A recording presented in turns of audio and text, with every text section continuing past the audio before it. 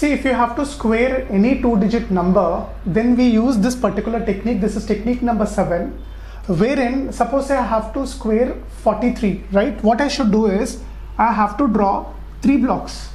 Fine. Now the first block is nothing but it is 4 square. The last block is squaring of the units digit, that is 3 square. Now over here the middle component, you should be careful. For the middle component, what you should do is you have to write it as 2 into 4 into 3. I'll also explain the reason as to why we are multiplying this number with 2. Why is it that we are multiplying 3 with 2? The reason is because I am squaring the same number twice, that is 43. I am multiplying it with the same number, that is 43. Since I am multiplying the same number twice, that is 43 into 43, I have to multiply it with 2. So 2 into 4 into 3 is nothing but it is 24. Fine. So 4 square is 16, 3 square is 9. Now this component is 2 into 4 into 3, that is 24. So when I write 24, as I already told you, the units digit you will have to retain it. The rest of the digits will be a carry. So always retain the units digit. The rest of the digits will be a carry. So my final answer is 16 plus 2 will give me 18, and then I have 4 and then 9. So my answer is 1849. Now I'll take another problem. I'm just squaring a 2-digit number, right? So let me take a problem like say 87, say if I have to square this. So I'm sure you'll get this doubt. So before you get the doubt, I'm making sure that I'm explaining you this. So what we should do is we need to draw 3 blocks. So as I told you, this block is nothing but you are squaring the tens digit, that is 8 square. Now this component is you are squaring the units digit, that is 7 square. Fine. So 8 square is 64, 7 square is 49. So when you write 49, you should write 4 should be small and then 9 has to be big. So as I told you, you just have to retain the units digit. The rest of the digits will be a carry.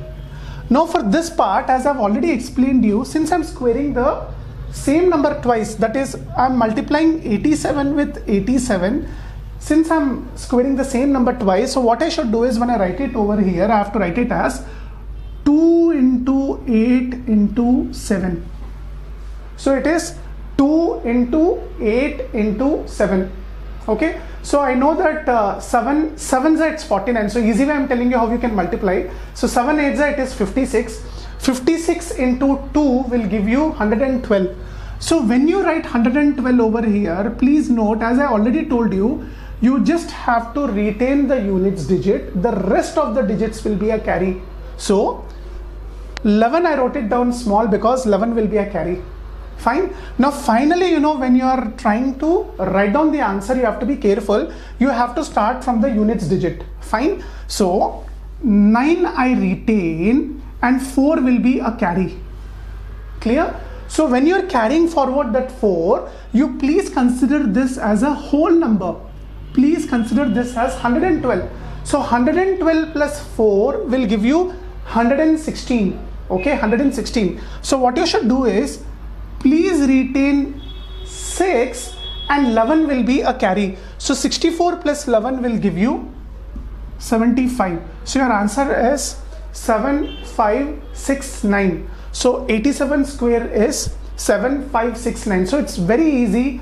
I'm just squaring the tens digit, I'm squaring the units digit, and the in between component is 2 into 8 into 7. Fine. You just have to retain the units digit and then the rest of the digit should be carry. So the reason why I've done this problem is when I get 49, I retain 9 and then I know that 4 is a carry. Okay, when I multiply 2 into 8 into 7, I'm getting a 3-digit number. So you shouldn't get this doubt on the day of an exam. So what I'm doing is 2 into 8 into 7 gives me 112. Fine. So I'm retaining the units digit and the rest of the digits will be carry. So my answer is 7569. I told you my name is Vijay and I come with an IIT Madras and IIM Kozhikode background. So there are two workshops, which we are planning to conduct. The first one is the basic level workshop on speed maths, and the second one is the advanced level speed maths techniques. Now both these workshops are very, very important for any student who have maths as their subject, and then at the same time it is also useful for your preparation for maths Olympiad. And then even when it comes to IIT JEE or BITSAT exam, the students can do the calculations at the fastest possible time.